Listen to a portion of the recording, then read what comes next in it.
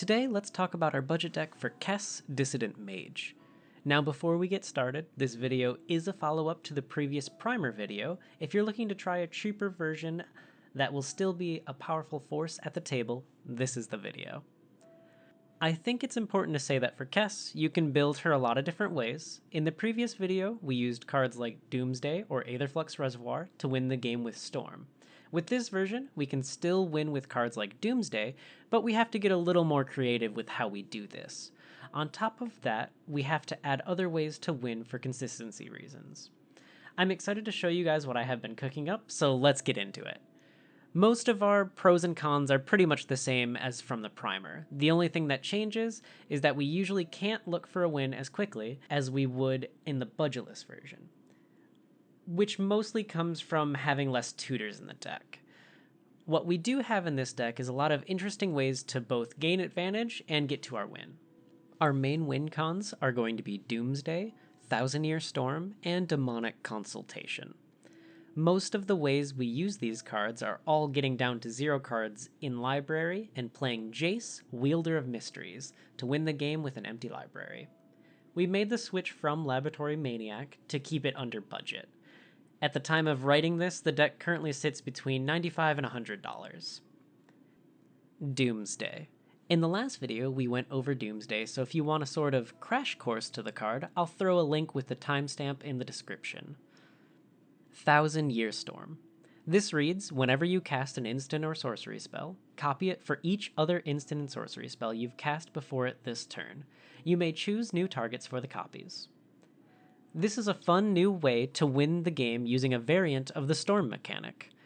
We use our expansive list of draw spells along with ways to untap non-land mana rocks and even untap lands to storm our way to 0 cards in library. Be careful when casting Ancient Craving if you're on low life though. Demonic Consultation, which reads, name a card, remove the top 6 cards of your library from the game, and reveal the next card to all players. If it is the card named, put it into your hand. If not, remove that card from the game and continue revealing the top card of your library and removing it from the game until the named card appears.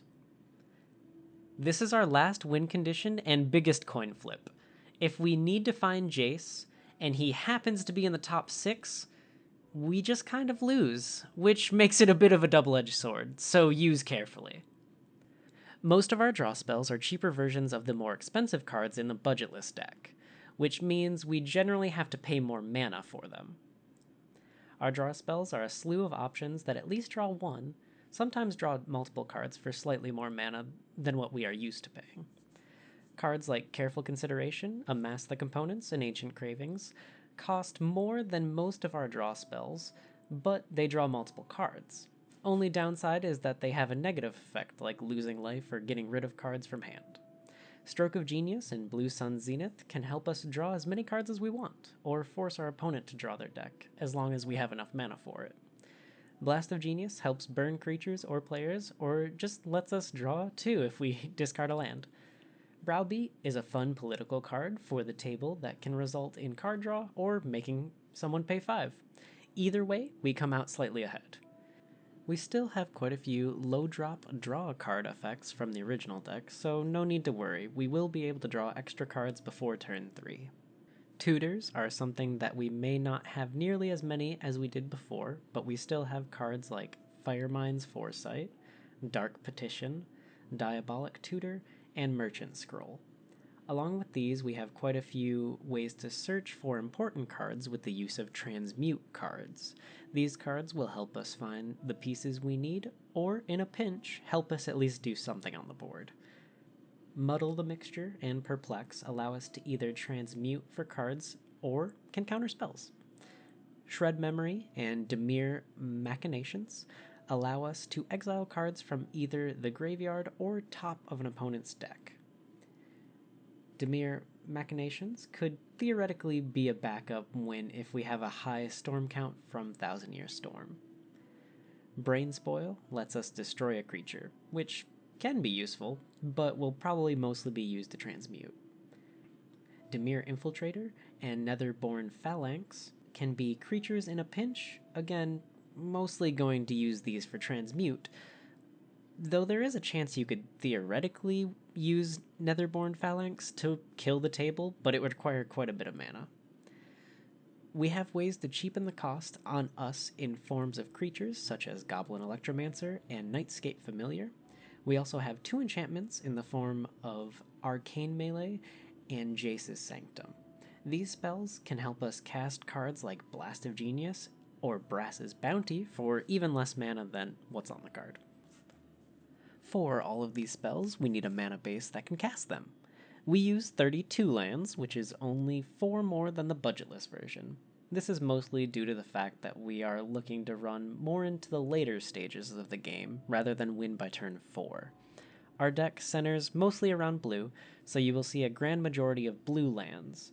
Again, to assist in our mana consumption, we are running 8 artifacts to either fix mana or provide multiple mana.